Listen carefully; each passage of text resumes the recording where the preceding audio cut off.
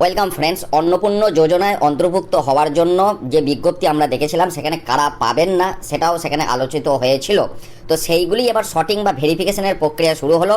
এই বিজ্ঞপ্তি দেওয়া হয়েছে সমস্ত জেলার ডিএমদের উদ্দেশ্যে, দেখতে পাচ্ছেন। পাশাপাশি কেএমসি মানে কলকাতা মিউনিসিপ্যাল কর্পোরেশনের কমিশনারকে উদ্দেশ্য করে এই বিজ্ঞপ্তি দেওয়া হয়েছে।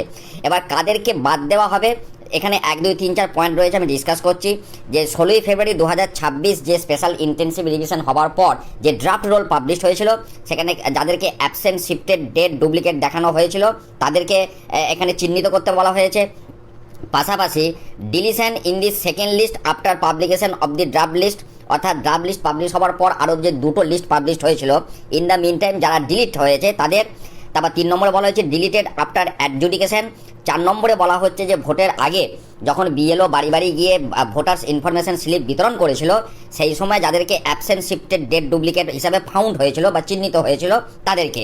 এবার এই কাজটা আমি গতদিনই বলেছিলাম, আরবান এরিয়ার ক্ষেত্রে এসডিওরা করবেন এবং রুরাল এরিয়ার ক্ষেত্রে বিডিওরা করবেন। অবশ্যই সুপারভিশনে থাকছে ডিএম, সেই বিষয়টাও ছিল। এবং এই প্রক্রিয়াটা 25শে মে 2026-এর মধ্যে সম্পূর্ণ করতে হবে।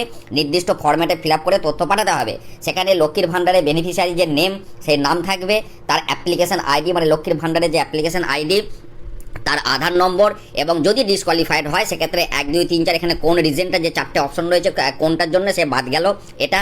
এবং পাশাপাশি তিনি ট্রাইব্যুনালে অ্যাপিল করেছেন কিনা, appeal file before special intensive revision tribunal, submitted application under citizenship act, yes or no, সেটাও এখানে দিতে বলা হয়েছে। কাজে এই তথ্যগুলোর পাশাপাশি আরও দুটি তথ্য চাওয়া হয়েছে, যে যার নাম, অর্থাৎ অন্নপূর্ণা যোজনা স্কিমে যার নাম অন্তর্ভুক্ত হবে, সে যে ব্যাঙ্ক অ্যাকাউন্ট নম্বরটা দিয়েছে সেটা আধার লিঙ্ক আছে কিনা এবং আধার নম্বরটা প্রপার কিনা, মানে ঠিকঠাক কিনা। এবং এই ভেরিফিকেশনটাও আপনার আগামী 25শে মে 2026-এর মধ্যেই করতে হবে।